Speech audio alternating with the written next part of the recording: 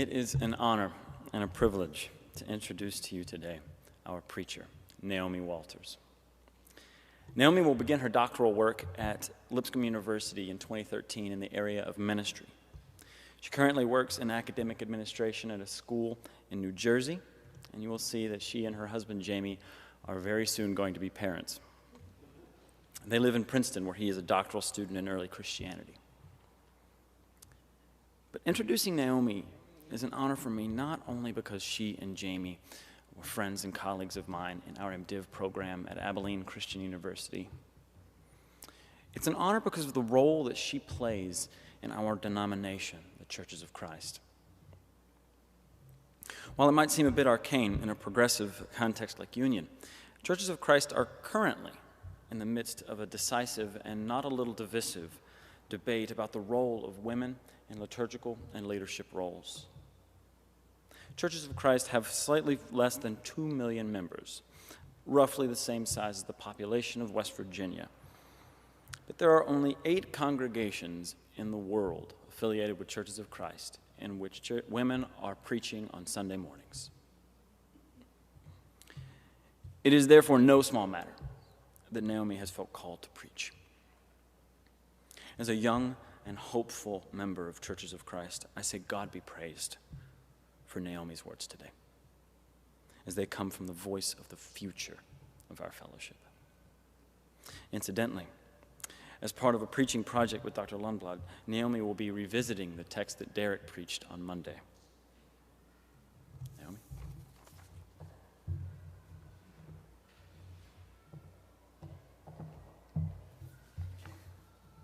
First of all, let me assure you that I'm only 25 weeks pregnant. There is therefore little chance that I will go into labor during this sermon. You can relax, sit back, don't worry, it will be fine. Secondly, I want to thank you for inviting and welcoming me here today, especially, as Matt said, because of the lack of pulpits available to me, and also especially because I got to take the day off work to be here. So, thank you. Let's turn back to our text for today.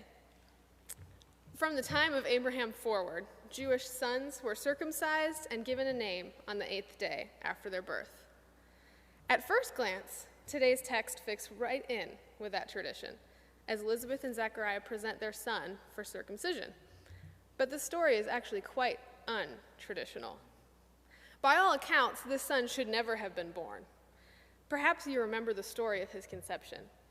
It's the story Luke chooses to begin his gospel a few verses before today's text. In it, we meet Zechariah, a priest, and Elizabeth, a descendant of the first high priest, Aaron. But it is not their distinguished connections that set them apart. It is the fact that they are blameless people who follow all the commandments. There's just one problem. This righteous couple is also very old and barren. They prayed, hoped, and longed for a child as the honeymoon stage of their marriage passed them by, as their friends gave birth to and raised children, and then as those children gave birth to and raised children of their own. Zechariah and Elizabeth are at the age now where their prayers for a child have ceased because it is no longer physically possible for them. But our text tells us that they remain faithful. Zechariah still serves as a priest. In fact, he's chosen by lot to enter the inner sanctuary of the temple and offer incense. Can you imagine how he felt when his name was called? What an honor. A priest could only enter the temple of the Lord to burn incense once in his lifetime, and many were never chosen. What an unparalleled privilege, the greatest moment in the life of any priest. Zechariah strides past the worshipers praying in the court of Israel. He climbs the steps to the temple, and he passes through the golden doors into the holy place, the place God resides. There's probably a gleam in his eye, a contented smile tugging at the corner of his mouth, while he fights to maintain a more somber, more appropriate expression. Outside, there are priests and worshipers milling about, but in the holy place, it is quiet. Zechariah stands alone. He steps up to the altar, and he begins to burn the incense. Suddenly an angel appears. I wonder if Zechariah, startled, dropped the incense. His old hands aren't as steady as they used to be, you know. Even a righteous, blameless, pious life had not prepared him for a visit with an angel. The angel says that God heard the prayer Zechariah and Elizabeth have long since ceased to pray, and Elizabeth will bear a son. And not just any son, a son named John, who will be filled with the Holy Spirit, a prophet like Elijah, preparing the people of Israel for the coming of the Messiah. Stammering, shocked, trying to get a handle on this extraordinary moment, Zechariah asks for a sign, reminding the angel that both he and his wife are quite old. To this, the angel replies, if you really need a sign, you, a priest who should have faith, I'll give you a sign. You'll be silent and unable to speak until all this takes place. And with that, Zechariah once again finds himself alone in the dimly lit holy place. He exits in a daze and is met by a crowd of people wondering what was taking him so long. Perhaps they were wondering whether or not he had died in there. After all, he is getting along in years. I wonder if the people were more worried when he came out alive, but unable to speak. I wonder what Elizabeth thought when he got home from work that day. We never do find out what Elizabeth thought about Zechariah's experience in the temple. But in today's text, we do find out that God's promise was good. As promised, Elizabeth conceives and gives birth to a son. What must it have been like for her to gaze at her miracle child, young enough to be her grandchild, to tickle his feet, to hold his hand, to make him smile? She must still have been glowing when her neighbors came for the circumcision ritual 8 days later, in adherence with Jewish custom.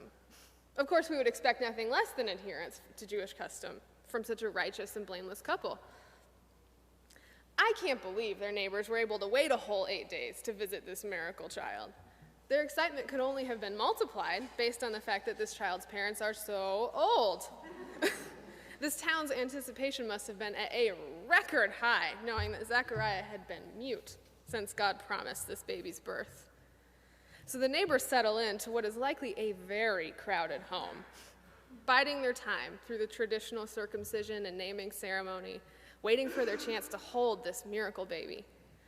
The priest reaches the part of the ceremony in which the name is announced and begins to pray, "Our God and the God of our fathers, preserve this child for his father and mother, and his name in Israel shall be called Zechariah, the son of Zechariah." So far, so good, the neighbors think. Get on with it. It's almost time for the potluck. But then things start to get strange. Elizabeth interrupts. No, he is to be called John. A ripple of surprise passes through the people. Bored attendees sit up straight, anxious to see what happens next. There had apparently been no discussion with Elizabeth before the ceremony as to her son's name. Since Zechariah could not speak, they all just assumed that his name would be passed on to his child according to tradition.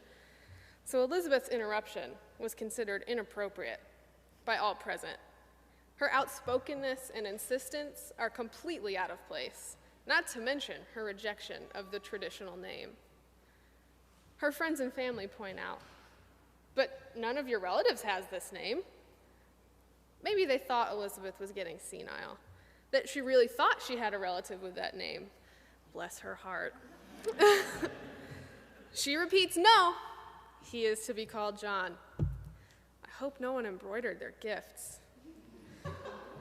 Her friends become more insistent. "But Elizabeth, Zechariah is a good name. It means God remembers," which seems fitting since God has shown you such mercy in your old age by remembering your prayers for a child. Elizabeth stands firm. "No, he is to be called John." Her family joins in, unrelenting. "Surely you do not intend to dishonor your husband by choosing another name when he cannot even speak to defend himself. Zechariah is a godly man, and your son would do well to follow in his footsteps. To give him any other name implies that you do not want your son to do what his father did. How will you ensure that he will honor those who went before him with such a newfangled name? You know how friends and family can be. They think they know everything, and even when they don't know anything, they still think they know more than you. Frustrated, exasperated, confused, her friends give up on her and turn to Zechariah and ask him what the child's name should be. Surely he will side with us. It's his name at stake here. I imagine that throughout this scene, Zechariah has sat in his chair chuckling. He knows something his friends and family cannot possibly know, that his child's name is John, and it has been John since before his conception. He wonders when his opinion will be asked. And when his friends and family turn to him, frantically motioning and speaking more loudly, "What do you want the name of the baby to be?" He shakes his head, thinking, in the excitement, they have forgotten that I'm only mute, not deaf. He laughs some more, asks for a tablet, and writes, without hesitation, his name is John. And the people are amazed. If they thought that Elizabeth had pulled the name John out of thin air, how much more amazing is it that Zechariah came up with the same strange name? And then, to the utter shock of all the friends and family, Zechariah begins to speak. His mouth is opened, and his tongue is freed, and he immediately begins praising God. The house that had been silent for 9 months now has a crying baby and a singing husband. Now, this is a story to tell. I bet that any townspeople who skipped this circumcision ceremony were sorry. It was anything but routine. Our text says, all these things were talked about throughout the entire hill country of Judea. All who heard them pondered them and said, "What then will this child become?" For indeed, the hand of the Lord was with him. Yes, the hand of the Lord was with John. The hand of the Lord was also with Elizabeth and Zechariah to conceive and give birth to a son in their old age. The hand of the Lord was at work with Elizabeth to give the son an untraditional name. The hand of the Lord was at work with Zechariah, loosening his tongue for worship. In such amazing circumstances, it was only right for the people to ask, what then will this child become? Of course, you and I know what this child becomes. We know the end of the story. We know that this commotion in a hillside town in Judea is just the beginning. We know that through a baby with an untraditional name, the hand of the Lord was at work, preparing the way for Jesus. The birth of John shows us a God who is faithful in the impossible, a God who remembers, and a God who is gracious. But more importantly, the naming of John shows us a God who is not bound by human tradition, a God who changes things, a God who works in unexpected ways. A silenced priest in the holy place? A post-menopausal pregnancy? A baby boy with a strange new name? A mute father who can talk? This story is full of surprises, creating an atmosphere of anticipation, causing their neighbors, their family, their friends, the original readers, and us to wonder, what will God do next? Unfortunately, I can't answer that question for you. If I could, then it wouldn't be a surprise.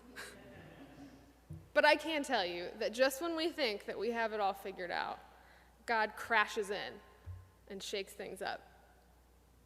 We never know where God will show up next, but wherever it is, I am confident that the hand of the Lord will be at work and people will be amazed. I am certain that just like God loosened Zechariah's tongue, God liberates us to worship and to live fearlessly. I am convinced that just like Elizabeth interrupted the traditional ritual to give her son a strange, newfangled name, we are free to do something new, to do something untraditional. We are free to be surprised by God.